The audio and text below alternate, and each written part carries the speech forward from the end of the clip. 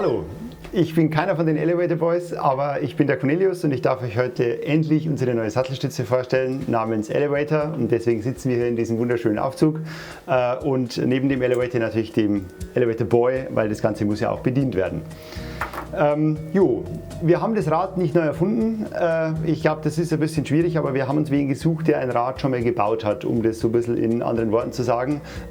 Das heißt, wir haben da einen Kooperationspartner, der also ein bisschen Know-how und etwas Background-Wissen in diesem Bereich mitgebracht hat. Und da hat sich eine sehr gute Kooperation ergeben und wir können bei dem unsere Wünsche äußern, wir können eigene Teile konstruieren, die wir sozusagen von seinem Produkt ein bisschen abwandeln wollen. Und sind jetzt endlich mit unserer Sattelstütze fertig und verfügbar und lieferbar. Und die technischen Details möchte ich euch heute ein bisschen vorstellen. Genau, das ist quasi unsere Sattelstütze in 31,6 und 190 mm Hub. Es gibt verschiedene Hübe. Es gibt jetzt für den Anfang noch keine unterschiedlichen Durchmesser, aber ich hoffe natürlich, dass sich das Projekt so ein bisschen entwickelt und dass wir dann Stück für Stück mehr Hübe und längere Stützen und mehr Durchmesser anbieten können. Aber eins nach dem anderen. Wir haben am Anfang jetzt auch nur diese sogenannte Originals Farbgebung und bisher noch keine Blackline. Auch hier ist es so, wer weiß, was die Zukunft bringt. Eines der Hauptpunkte an der Sattelstütze ist die Tatsache, dass wir haben es jetzt sehr schön im Marketing-Sprech einen schönen Namen gefunden, und zwar der sogenannte Safe Space.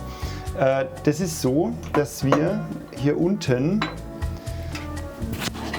in diesem unteren Bereich. Normalerweise ist es so, dass hier zwei kleine Löcher sind, die dazu dienen, dass die Luft beim Einfahren aus der Stütze entweichen kann und natürlich wieder beim Hochfahren die Luft wieder reinziehen kann. Und das hat natürlich zwei Nachteile. Einerseits, es kann halt natürlich Dreck rein, es kann aber auch alles, was drin ist, raus. Und durch diesen Safe Space ist es bei uns so, dass das unten abgedichtet ist und es kann weder was rein noch was raus. Und das ist so, dass wir deswegen natürlich eine Art Progression haben. Also wir schließen Umgebungsluftdruck ein, und wenn diese Stütze quasi einfährt, wird dieser Umgebungsdruck komprimiert und er gibt dadurch eine gewisse Progression. Und diese Progression ist in meinen Augen sehr vorteilhaft, weil du beim Bedienen dich einfach fallen lassen kannst. Und du musst nicht dein Körpergewicht auf der richtigen Höhe positionieren, um dann den Hebel loszulassen, sondern du kannst einfach unter Volllast den Hebel drücken, kannst dich ablassen, kommst mit einem leichten Berührungsknall, nenne ich es jetzt einmal, unten an und weißt, du bist unten und du musst nicht dein Körpergewicht immer auf der Höhe halten. Analogie zum Aufzug hier, du willst ja auch nicht, wenn du im Aufzug nach unten fährst, dass du da in den Boden einknallst. Idealerweise wirst du sanft aufgefangen, ohne dass du anschlägst, und das ist eigentlich die bequemste Art, nach unten zu reisen. Gleichzeitig ist es so, dass wir durch die Safe Space Technology den Vorteil haben, dass nichts rein kann. Also das heißt, wenn jetzt Dreck und Schmodder von innen kommt, vom Rahmen, dann kann das nicht langfristig in die Stütze wandern. Da ist einfach zu und dicht und da ist Ende. Das sorgt einfach dafür, dass die Serviceintervalle einfach sehr viel länger werden, beziehungsweise teilweise überhaupt nicht gebraucht werden. Genau, es ist einfach dicht und kann weder was rein und auch nichts raus. Und durch dieses "Es kann nichts raus" haben wir den Vorteil, dass wir nicht Fett brauchen zum Schmieren, sondern wir können Öl verwenden. Das ist quasi das gleiche Öl, das wir in der Federgabel zur Schmierung verwenden, und das sorgt einfach dafür, dass alles geschmeidig läuft, dass alles einfach butterig geht, etc. etc. Und eine normale Stütze mit Öl wird dahingehend sich äußern, als dass das Schmieröl in den Rahmen läuft und dann hat man da drin den Schmodder. Und das will man natürlich nicht, deswegen wird da Fett verwendet, und bei uns haben wir eben den Vorteil, dass wir da Öl verwenden können. Genau, das ist jetzt so ein bisschen diese Safe Space Technology. Für den einen oder anderen wird es am Anfang ein bisschen gewöhnungsbedürftig sein, aber unterm Strich bei mir jetzt, ich benutze jetzt die Stütze seit 2 Jahren, ich finde es sehr angenehm, wenn ich mich einfach fallen lassen kann, und da geht es vor allem um Sachen, wo ich seit 10 Minuten auf dem Fahrrad bergab fahre und einfach auch nicht mehr kann und fix und fertig bin, und ich kann mich einfach fallen lassen. Das ist super angenehm. Wer natürlich topfit ist, vielleicht nicht so ein Thema, wenn man sein Gewicht immer genau in der Höhe positionieren muss, sondern man kann sich einfach fallen lassen. Und eine Sache, die mir da noch aufgefallen ist im Laufe der Zeit, diese Kraft, die dich beim Runterbewegen quasi so ein bisschen hält, die hilft dir beim Aufstehen auch. Also stellst dir vor, du fährst seit 10 Minuten bergab und du kannst nicht mehr und du sitzt auch auf dem Sattel, so oft es geht, und dann kommt der Gegenanstieg. Du musst dich natürlich aus der Hocke hochdrücken, und wenn du da einfach deine 2-3 Kilo von unten hast, die dir helfen, kann das oft ganz angenehm sein. Ist einfach ein netter Nebeneffekt, der mir im Laufe der Zeit so ein bisschen aufgefallen ist. Dann ist noch ein weiterer Punkt bei Sattelstützen natürlich die Entlüftung. Bei uns ist es so, wir verwenden natürlich ganz normales Öl als Hydrauliköl, um die Blockierung der Stütze oben und unten zu machen, und auch natürlich bei Zwischenpositionen kann man in jeder beliebigen Position die Stütze arretieren. Und dieses Öl hat natürlich den Nachteil, dass da Luft rein kann. Soweit so klar und logisch, und das ist jetzt bei unserer Stütze so, dass die sich bei jedem Hub selbst entlüftet. Das heißt, das Einzige, was du als Kunde machen musst, ist einfach die Stütze bedienen, so wie du sie immer bedienst, und bei jedem Hub wird, wenn Luft drin sein sollte oder Luft in den Bereich unter den Kolben kommt, dann entlüftet sich das wieder von selber und alles ist wieder wie vorher. Ja, und dann haben wir noch quasi den Punkt in der Handhabung für den Kunden. Und auch das, was uns natürlich so ein bisschen unterscheidet von dem Partnerproduzenten, den wir haben. Ich wollte halt bei einer Stütze, wir haben sie Öl geschmiert und nicht Fett geschmiert. Wir polieren natürlich auch alle Oberflächen. Wir polieren die Kolbenstange händisch. Wir polieren dieses obere Teil händisch, so wie wir es auch bei den Federgabeln und bei den Dämpfern machen, um einfach ein Maximum an Geschmeidigkeit zu erreichen. Und gleichzeitig ist es so, dass wir jetzt zum Beispiel bei dieser Kolbenstangeneinheit, dieser Dichtkopf hier hat 2 PTFE-Gleitlager. PTFE natürlich deswegen, dass man kein Ruckeln also Haft- und Gleitreibung ist gleich, deswegen gibt es kein Ruckeln für die Techniker unter euch. Und an dieser Stelle an dem Kolben sind auch 2 Dichtungen, auch PTFE-Scheibchen.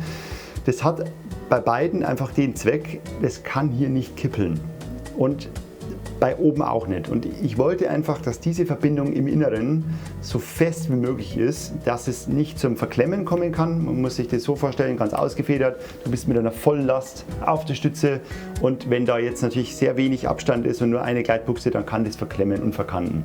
Und dann hättest du in dem Moment natürlich ein erhöhtes Losbrechmoment beim Einfedern, und das wollen wir nicht. Deswegen ist hier alles doppelt gelagert, sowohl der Kolben als auch der Dichtkopf, und du kannst zusätzlich haben wir die Hydraulik so ein bisschen optimiert, dass du quasi einfach, du kannst dich unter deinem Vollgewicht draufsetzen und unter voller Last den Hebel drücken, und du spürst am Hebel nicht mal ein Zucken, dass es schwerer geht am Anfang. Bei vielen Stützen musst du so leicht entlasten, dann den Hebel drücken und dann kannst du erst nach unten.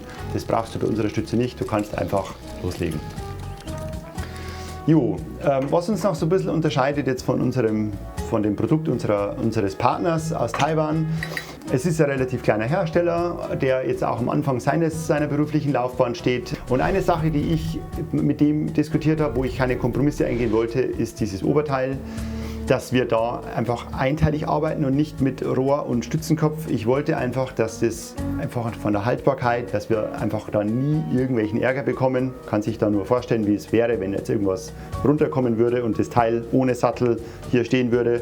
Das will ich mir nicht vorstellen, und deswegen habe ich gesagt, wir machen, wenn wir das machen, ein geschmiedetes Oberteil aus einem Stück, wo hier einfach ein schöner Übergang ist und hier nichts brechen und nicht reißen kann. Ja, und das Resultat war dann natürlich, dass wir eine Stütze bei IFB hatten zum Testen, und es hat dann nicht beim Anfang, aber bei dem zweiten Anlauf alles funktioniert. Das ist genau der Sinn und Zweck der Geschichte, dass man eben diese Schwachstellen analysiert, und jetzt haben wir ein vollgeprüftes Produkt. Danke an IFB.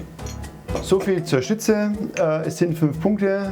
3 betreffen die Safe Space Technology. Das ist einfach die Progression. Es kommt nichts rein, was für die Wartungsarmut ganz gut ist, und es kommt nichts raus. Der 4. Punkt ist die Selbstentlüftung, und der 5. Punkt ist eben die Tatsache, dass wir alles unternommen haben, sowohl von den Oberflächenpolituren als auch von den Lagerungen, dass du immer unter Volllast, exzentrisch, und du kannst am Sattel vorne oder hinten drücken, du kannst immer butterweich nach unten drücken. Die technischen Daten findet ihr natürlich auf der Homepage. Das Gewicht ist grob bei 550 Gramm für die Stütze alleine. Und der Hub ist 190 mm. Ihr könnt die Stütze aber auch mit 180 oder 170 mm Hub bei uns bestellen. Ja, wenn wir die Stütze jetzt soweit fertig haben und die erklärt ist, möchte ich noch kurz auf den Elevator Boy eingehen. Weil die Stütze funktioniert natürlich mit jedem anderen Hebel auch, und unser Elevator Boy funktioniert natürlich mit jeder anderen Stütze auch. Wenn jetzt jemand sagt, die Stütze gefällt mir nicht, aber der Hebel, den finde ich cool, dann ist er willkommen, und wenn es andersrum sein sollte, dann ist es natürlich auch ganz wunderbar. Der Elevator Boy ist ein Teil, das jetzt dann komplett aus meiner Feder besteht und wo keine Kooperation ist, sondern da hatte ich einfach meine Gedanken, wie möchte ich das gern machen, und die Gedanken habe ich damit umgesetzt. Wir haben natürlich wieder 2 Kugellager. Für die Freaks unter euch, die sind natürlich genau die gleichen Kugellager, die wir bei der Bremse auch verwenden. Einfach nur als kleiner Neben-Fun-Fact. Deswegen kann der Hebel nicht wackeln und er kann auch kein Spiel entwickeln und er kann unter Last natürlich nur eines sein, und zwar reibungsfrei. Man muss dazu sagen, dieser Elevator Boy ist vielleicht nicht unbedingt von der Montage nichts für Leute, die 2 linke Hände haben. Es ist absolut machbar und ich denke, dass die meisten es auch hinbekommen, aber man muss dazu sagen, wenn du 2 linke Hände hast und das mit der einzige Imbus ein 5er Imbus ist, ist es vielleicht nicht dein Produkt. Für alle anderen möchte ich das ganz kurz erklären, wie das funktioniert. Das Ganze ist so gestaltet, dass wir das werkzeuglos den Hebel aushängen können. Ich zeige das einmal ganz kurz. Ich drücke das hier raus, zack, und kann das entfernen. Ich bin jetzt natürlich geübt, das wird für euch nicht ganz so einfach gehen, aber alles in allem zeigt es schon, es ist machbar. Genau, wenn auch ein bisschen mit Übung. So, und dann haben wir diese Schraube, und diese Schraube, da erinnern sich vielleicht manche an alte V-Brake-Bremsen. Da kann man auch den Zug entfernen, ohne dass man diese Schraube entfernen muss. Und da hat das Ganze hat einen Schlitz und ist quasi genau die gleiche Funktion wie bei den alten V-Brake-Hebeln. Und jetzt kann ich das hier einhängen und drücke diesen Nippel da in diese Entfernung, in dieses Loch, und kann das so ein bisschen hindrücken. Das ist jetzt eben genau das, was so ein bisschen fummeliger ist, aber unterm Strich funktioniert es dann irgendwann.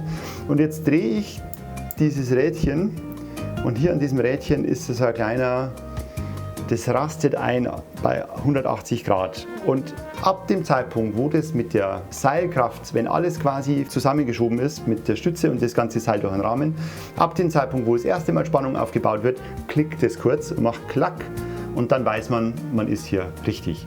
Man kann dann, je nachdem, ob sich noch ein bisschen das Spiel von der Elastizität entwickelt, kann man dann einfach noch mehr halbe Umdrehung klicken. Und dann ist es fertig. Und dann hat man ein System, das schön optisch aufgeräumt ist und einfach funktioniert. Reibungsfrei und immer wieder entfernbar. Genau, so. Und allgemein, es hat jetzt einfach ein bisschen gedauert. Wir sind leider ein kleines Team, aber genau, hat jetzt einfach seine Zeit gedauert. Es war vor 2 Jahren auf der Eurobike, haben wir es das erste Mal vorgestellt, die Stütze, oder gezeigt. Aber jetzt freuen wir uns, jetzt sind wir soweit, jetzt können wir liefern und freuen uns natürlich, dass hoffentlich unsere Kundschaft ihr Originals-Fahrwerk mit dieser Stütze komplettieren will. Und in diesem Sinne können wir jetzt loslegen. Danke fürs Zuhören. Dann fahre ich mal wieder.